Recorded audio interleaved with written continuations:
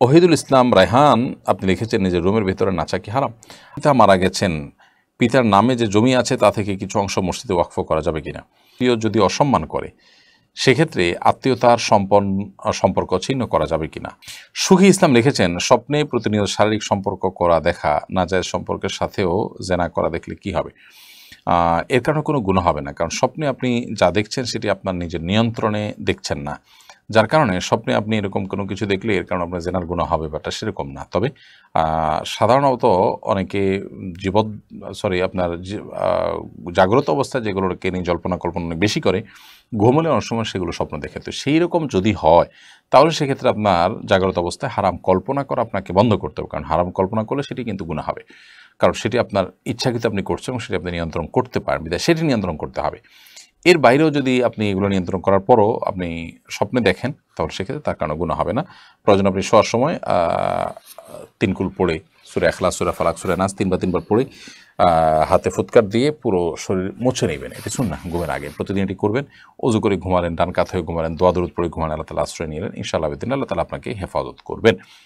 জুবাইর আহমদ তাশরিফ আপনি লিখেছেন আত্মীয় যদি আপনাকে অসম্মান করে, অভিমান করার অধিকার তো আপনার আছেই। 3 দিন তার সাথে সম্পূর্ণ সম্পর্ক ছিন্ন করে, বয়কট করে, কথাবার্তা না বলে আপনি থাকতে পারেন, কিন্তু 3 দিনের পর আপনি সেটিকে আর কন্টিনিউ করবেন না। তবে নিরাপদ দূরত্ব বজায় রাখতে পারেন আপনি, যদি মনে করেন যে তার কাছে গেলে আবার অসম্মানিত হতে পারি বা আগের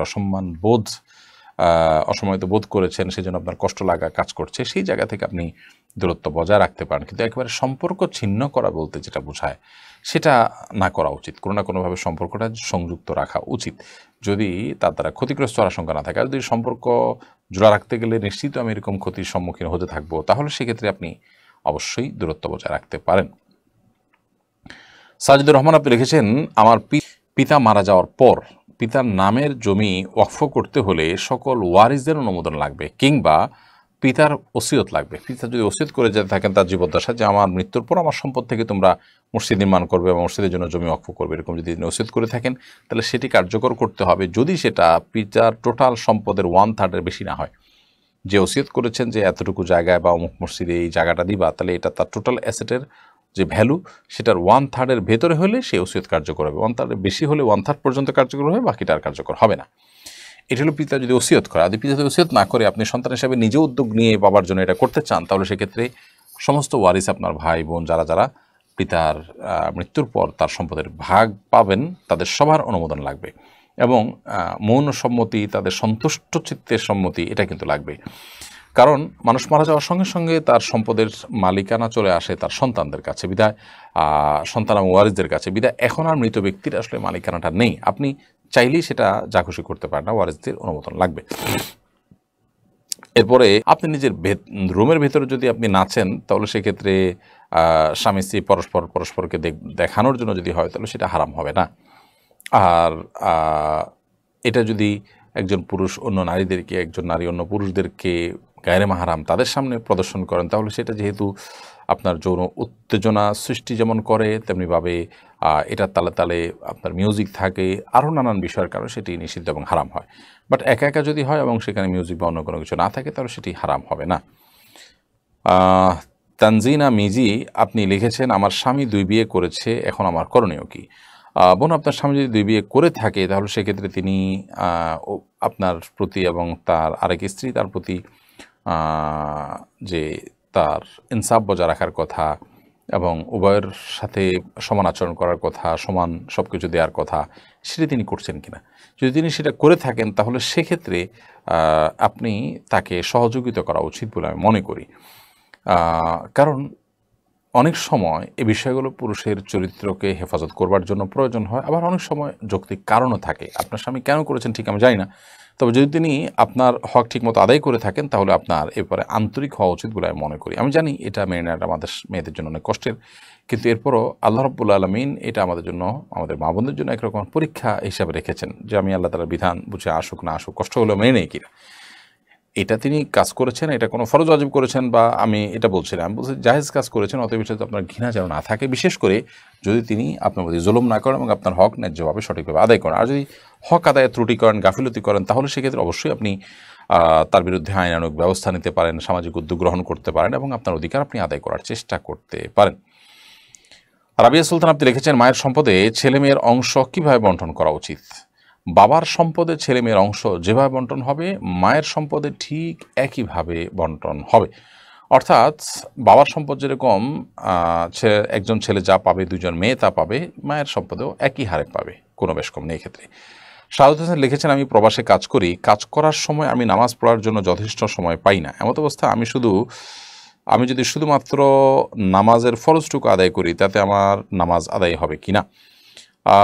ভাই শাহাদত হোসেন, শুধু ফরজটুকু আদায় করতে পারেন, সুন্নত আদায় করতে পারেন না, এরকম যদি হয় কালে ভদ্রে হতে পারে, কিন্তু নিয়মিত এরকম যদি হয় তাহলে এটা দূষণীয় এবং ত্রুটিযুক্ত।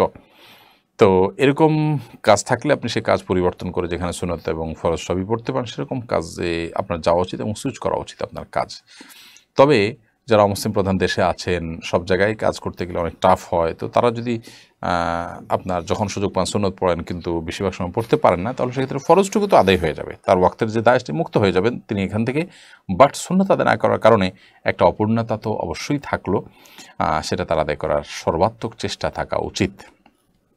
শিরিন আক্তার লিখেছেন, দুই বোনকে একই দিনে বিয়ে দেওয়া যাবে কিনা? কোনো অসুবিধা নাই, দুই বোন তিন বোনকে বা আরও বেশি হলেও দুই বোন বা দুই ভাই তিন ভাইকে একসাথে একই মজলিসে একই দিনে বিয়ে দেওয়াতে কোনো প্রকার ইসলামের দৃষ্টিকোণ থেকে বাধা বিপত্তি নেই। আরাফাত বিন সিদ্দিক আপনি লিখেছেন, জিম করলে নিজের পছন্দ মতো খাবার খাওয়া যায় না, মেপে মেপে খাবার খাওয়া লাগে, এতে কি রুহের বদদোয়া পাবো?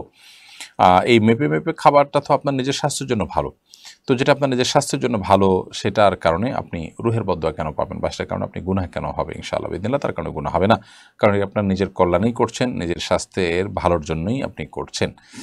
হ্যাঁ, আপনার যদি কোনো স্বাস্থ্যের ভালো দিক আছে এই বিবেচনা না করে আপনি যদি নিজেকে কষ্ট দেওয়ার জন্য এরকম করেন এবং অনবরত করে নিজের শরীরকে শেষ করেন, সেটা অভিমান করে হতে পারে, নানা কারণে হতে পারে, তাহলে সেক্ষেত্রে সেটা গুনাহের কথা।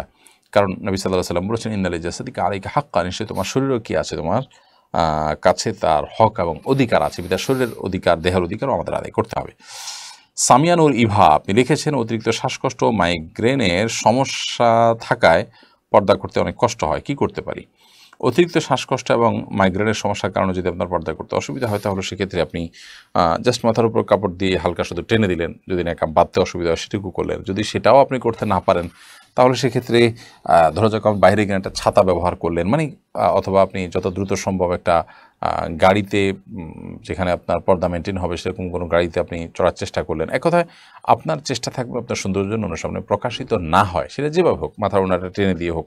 কিন্তু যদি না, মাথার উপরেই ওড়নাই আপনি দিতে না পারেন, তাহলে সেক্ষেত্রে যথাসম্ভব যে বললাম, আপনি ছাতা ব্যবহার করলেন, বাইরে বেরোতে অন্য যে কোনো উপায় অবলম্বন করলেন, চেষ্টা করুন সৌন্দর্যকে ঢাকবার জন্য।